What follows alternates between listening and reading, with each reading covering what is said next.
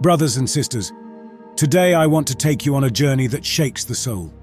A story with the power to tear down the walls of unbelief, to shake every earthly certainty, and to open the heart to the brightest truth there is. God is alive, God is real, and God makes himself known. Not always in the ways we expect, not always at the times we desire, but always when our hearts, perhaps unknowingly, are ready to receive him. This is the story of a man who was not seeking God, who had never considered him as a living reality. A man immersed in the materialism of his time, raised in a world where faith was considered a fantasy for the naive. And yet this man was chosen. His name was André Frossard, and his story shines like a beacon in the night, capable of illuminating even the most distant hearts. André Frossard was born in 1915 in Colombier-Châtellerault, France, into a family that embodied the spirit of secular and progressive modernity. His father, Louis-Oscar Frossard, was a prominent figure, one of the founders of the French Communist Party, a man who had fervently embraced Marxist ideology, viewing religion not only as an obstacle to progress, but as a worn-out fairy tale, an opiate of the people. His mother, of Protestant origin, did not practice any faith, while his grandmother was Jewish, yet also distant from any real spirituality. In the Frossard home, God was not a topic of conversation. He was simply non-existent. André grew up in this environment, breathing an atheism that wasn't even militant. It was almost natural, taken for granted. To him, religion was a remnant of the past, a superstition for those who lacked the courage to face reality without illusions. He was a brilliant young man, a rationalist, drawn to literature and journalism with a future that seemed already written, a life dedicated to the ideas of his age, progress, freedom, and a world without spiritual constraints. And yet, brothers and sisters, God sees what we do not see. Like the father in the parable of the prodigal son, he waits with infinite patience for the return of every child, even those who don't know they have wandered away. André was not seeking God, but God was seeking him. On July 8, 1935, André was 20 years old. It was a day like any other in Paris, a vibrant city full of life, yet immersed in the intellectual buzz that often distances man from the divine. André had a lunch appointment with a friend, Georges Friedman. Nothing about the day suggested that something extraordinary was about to happen, but his friend said, "I need to stop by a chapel for a moment. Come with me." The chapel was on Rue d'Ulm, in the heart of the Latin Quarter, and was run by the Daughters of Adoration, a religious order dedicated to perpetual Eucharistic adoration. André, without enthusiasm or interest, agreed to go with him. He wasn't curious, he wasn't moved. For him, entering a church was like walking into a museum, an act devoid of any spiritual meaning. When his friend lingered a bit longer, André decided to step inside and look for him. The chapel was small, silent, wrapped in an atmosphere of peace that sharply contrasted with the noise of the city outside. At the front, on the altar, was the Blessed Sacrament, displayed in a white host surrounded by candles. André had no idea what it was.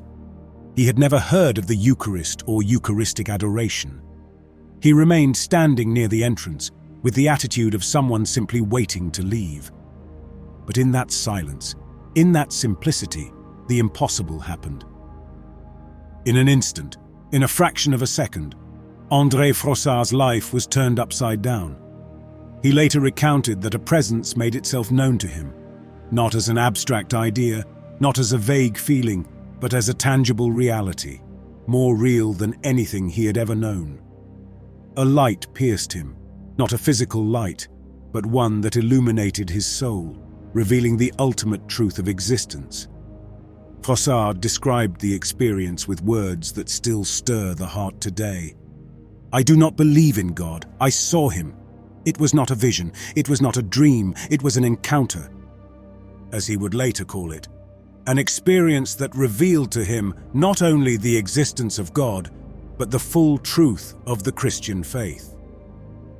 In just a few moments, André knew, without a doubt, that God exists, that Jesus Christ is the Son of God, that the Catholic Church is his bride, and that the Eucharist is his real presence. Imagine, dear brothers and sisters, the magnitude of this moment.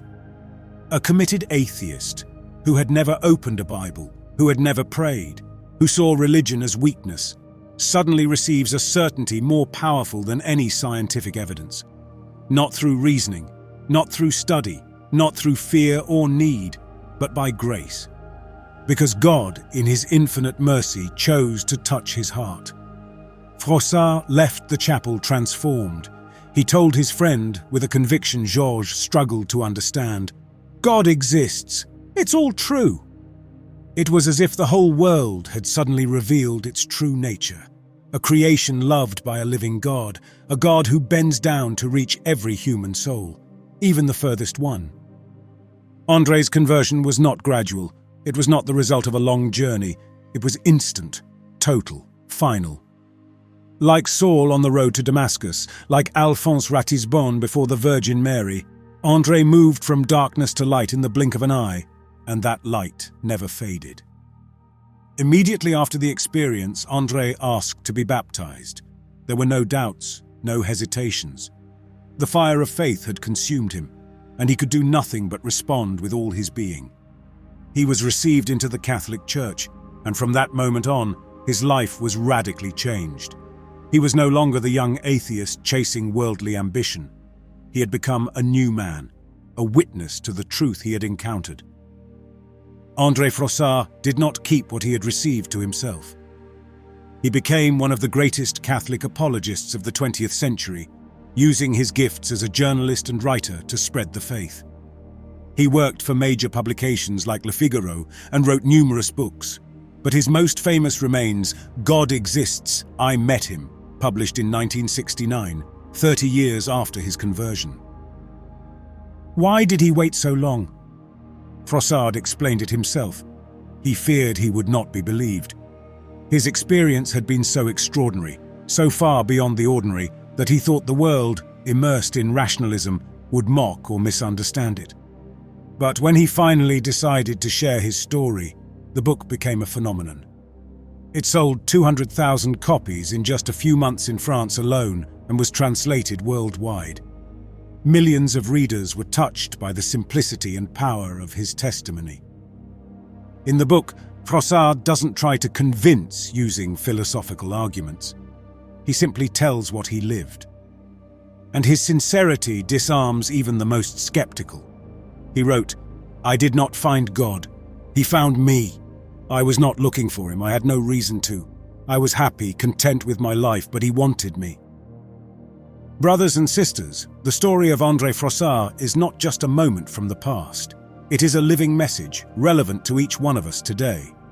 We live in an age that in many ways resembles André's world, an age of materialism, skepticism, and indifference to the divine. Many today live just as André once did, convinced that God is an illusion, that faith is for the weak, that life only has meaning in the here and now. But André's conversion tells us something vital. No one is too far. No one is lost forever.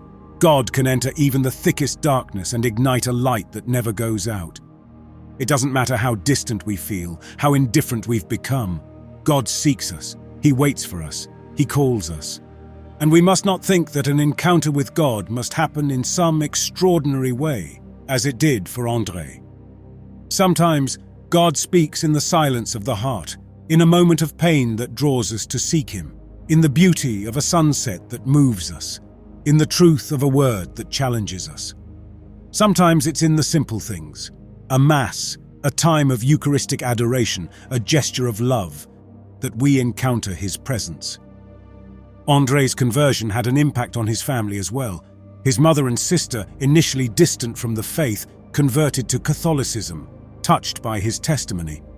His father, however, remained an atheist until the end. It shows us that the grace of God works in mysterious ways and always respects the freedom of each person. André lived his faith with passion until his death in 1995. He was a friend of Pope John Paul II, who admired his ability to speak about God with clarity and poetry. But André's greatest legacy is his testimony. He is living proof that God exists, that God acts, that God transforms. He is the voice of a convert who has tasted the light and could never return to the shadow. Brothers and sisters, the story of André Frossard challenges us. It asks, have we encountered God, or are we still waiting? Maybe we think faith is just a set of rules, traditions, or habits, but faith is much more than that. It is an encounter. It is a living relationship with a God who loves us, who seeks us, who wants to dwell in our hearts. We don't need to wait for a mystical experience like André's. God can be found in many ways. In prayer, in the sacraments, in scripture, and in the people around us. But to meet him, we must open our hearts. We must allow ourselves to be found. Like André, we might one day walk into a church, maybe by chance, maybe without enthusiasm, and discover that there, in the silence, someone is waiting for us. And that discovery can change everything. And you, my brothers and sisters, are you ready to say, God exists, I met him? Share your story in the comments, and if you want to support and be part of this faith-filled community, subscribe to the channel. Let us open our hearts. Let us allow ourselves to be surprised, because God is near, closer than we can imagine, and his light is ready to shine even into our darkest places. May God bless us all.